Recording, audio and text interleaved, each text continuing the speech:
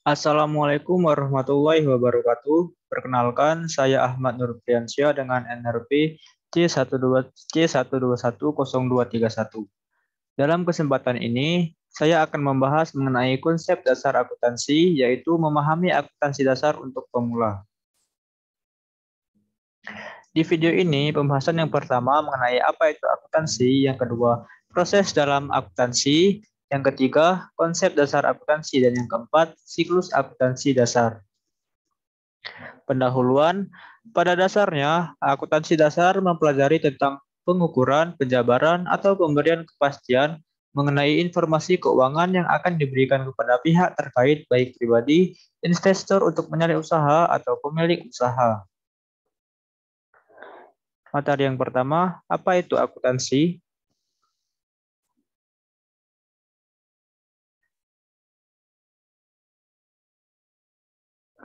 Secara umum, akuntansi berarti suatu proses mencatat, mengklasifikasi, meringkas, mengolah, dan menyajikan data, transaksi, serta kejadian yang berhubungan dengan keuangan sehingga dapat digunakan oleh orang yang berkepentingan dengan mudah dimengerti untuk pengambilan suatu keputusan serta tujuan lainnya.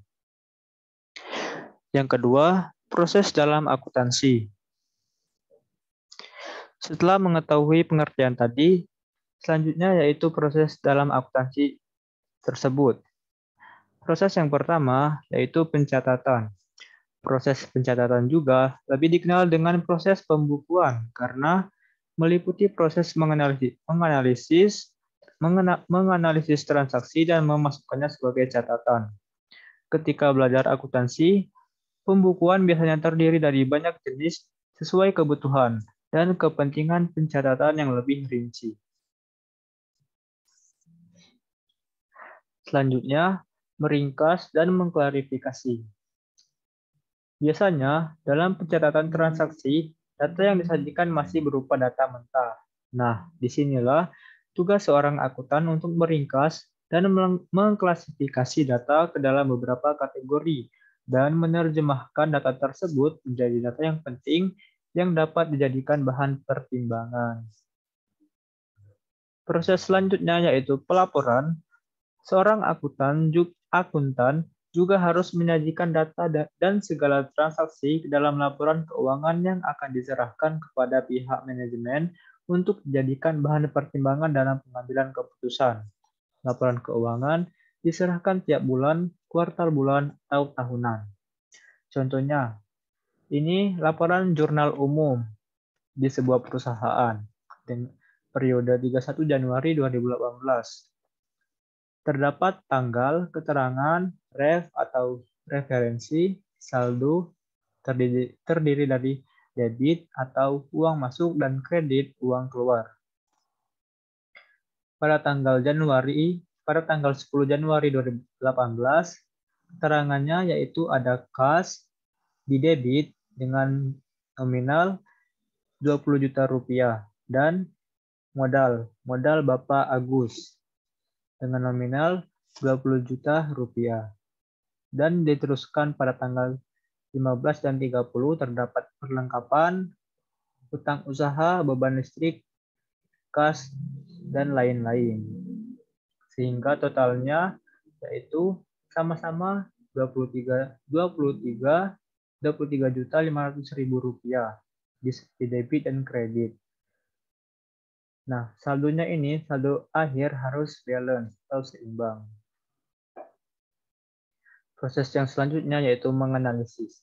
Setelah melakukan pembukuan, klasifikasi, dan juga menyusun laporan keuangan, di sini seorang akuntan juga harus menganalisis proses akuntansi dasar. Seorang akuntan akan melakukan analisis berdasarkan perbandingan laba, penjualan, ekuitas, dan sebagainya untuk menentukan dan menganalisis kinerja organisasi atau perusahaan dan juga sebagai bahan pertimbangan dalam mengambil keputusan strategis perusahaan.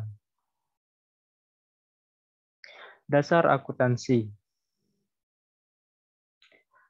Akuntansi dasar meliputi konsep debit kredit, penjurnalan, pemostingan jurnal ke buku besar atau ledger, membuat neraca saldo atau neraca percobaan, dan menyajikan laporan keuangan.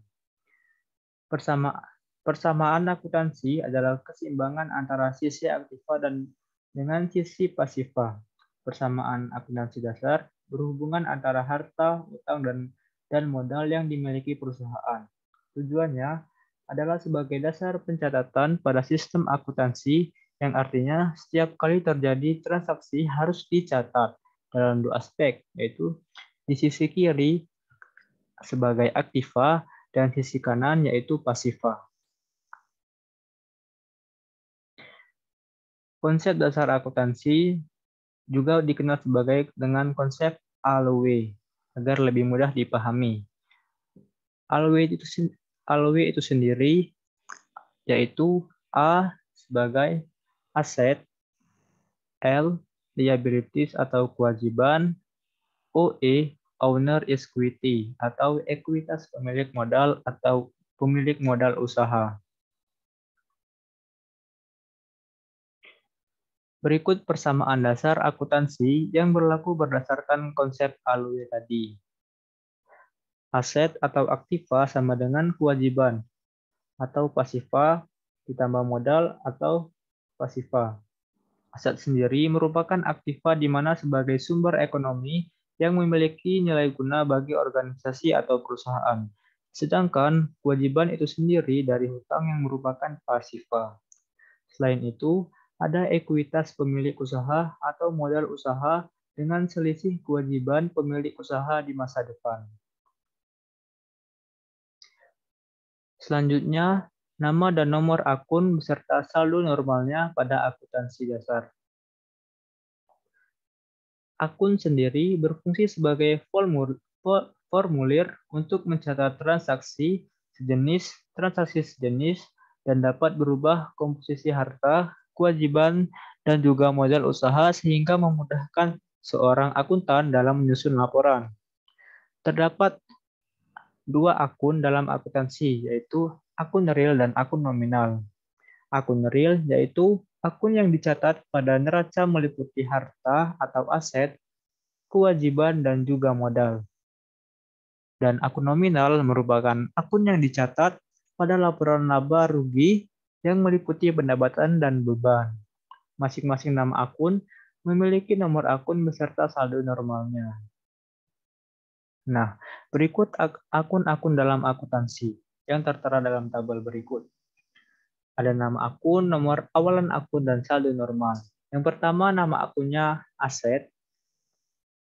Nomor awalan akun aset ini yaitu 1 dengan saldo normalnya di debit. Yang kedua, utang. Nomor awalan akunnya 2, saldo normalnya di kredit. Selanjutnya ada modal, nomor awalan akunnya 3, saldo normalnya di kredit. Pendapatan, nomor awalan akunnya 4, saldo normalnya kredit. Dan biaya atau beban, nomor awalan akunnya 5, saldo normalnya di debit. Pada umumnya, nomor akun pada akuntansi dasar tersebut dibagi seperti berikut. Akun aset umumnya bernomor akun 1.0.0 hingga 1.9.9. Akun utang umumnya bernomor akun 2.0.0 hingga 2.9.9. Akun modal umumnya bernomor akun 3.0.0 hingga 3.9.9. Akun pendapatan umumnya bernomor akun 400 hingga 499. Akun biaya atau beban umumnya bernomor akun 500 hingga 599. Harta atau aktiva atau aset dapat diartikan sebagai segala sumber data yang dimiliki oleh suatu perusahaan atau organisasi yang berguna secara ekonomis di masa kini dan masa yang akan datang. Utang memiliki arti sebagai tuntutan atau hal yang harus dibayarkan kepada pihak lain pada jangka waktu tertentu.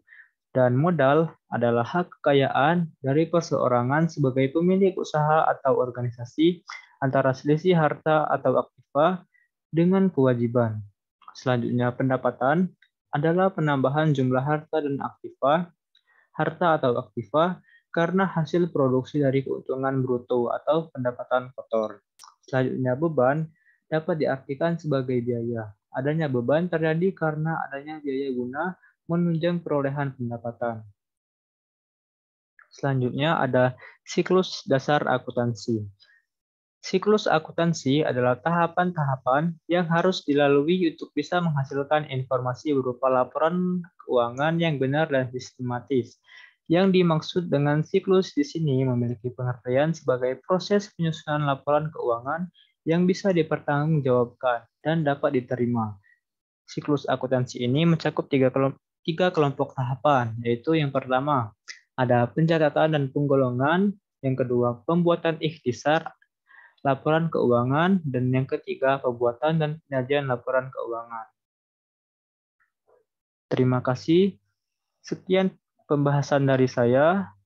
Apabila ada salah kata saya mohon maaf.